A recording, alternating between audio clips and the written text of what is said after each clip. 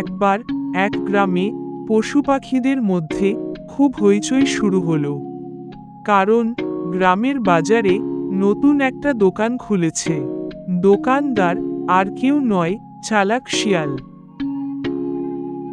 শিয়াল চেঁচিয়ে বলে, আরে আসো আসো, আমার দোকানে সব সেরা জিনিস। কে চায় সোনার খিচুড়ি, কে চায় রূপার মিষ্টি? সব প্রাণী অবাক।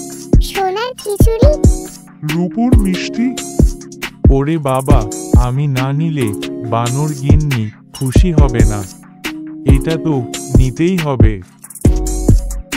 সোনার খিচুড়ি, বাহ, রাজাদের খাবার। প্রাণীরা লাইন দিয়ে কিনতে লাগলো, কিন্তু তারা খেতে গিয়েই অবাক। সোনার খিচুড়ি আসলে শুধু হলুদ রঙের ভাত। রূপার মিষ্টি আসলে শুধু চকচকে কাগজে মোড়ানো লাড্ডু। সবাই রেগে গিয়ে চিৎকার করতে লাগলো। ধোকা, ধোকা দিয়েছে আমাদের।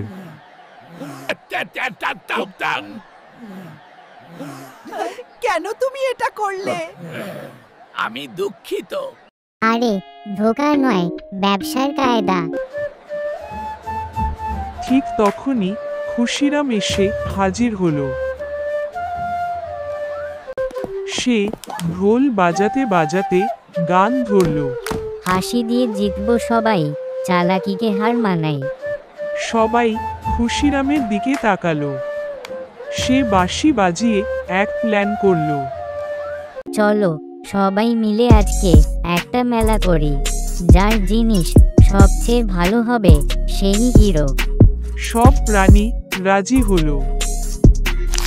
বানর বানালো কলার মিষ্টি,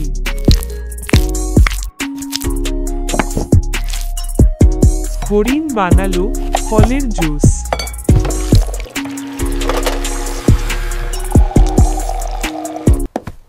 কচ্ছপ বানালো দুধ চাল দিয়ে পায়েস,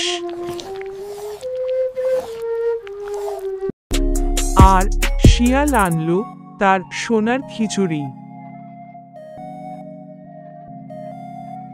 মেলায় সবাই একে একে স্বাদ নিতে লাগলো। প্রাণীরা বানরের মিষ্টি খেয়ে বলল, বাহ, দারুণ। হরিণের জুস খেয়ে বলল, কি ঠান্ডা আর মিষ্টি।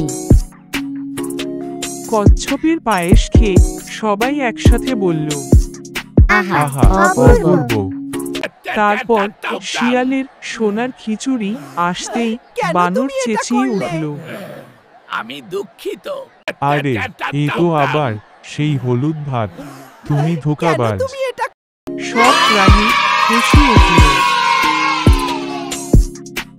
শিয়াল, এবার তুই হেরেছিস।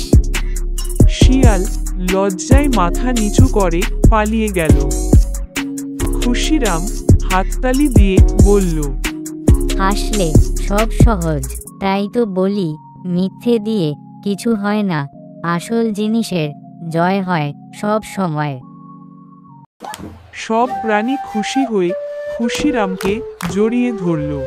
মেলায় গান বাজনা চলতে লাগলো, সবাই খেতে লাগলো, আর খুশিরাম মঞ্চের মাঝখানে নেচে চলল। গোপাল টুকটুকি টিভি চ্যানেল সাবস্ক্রাইব নাও।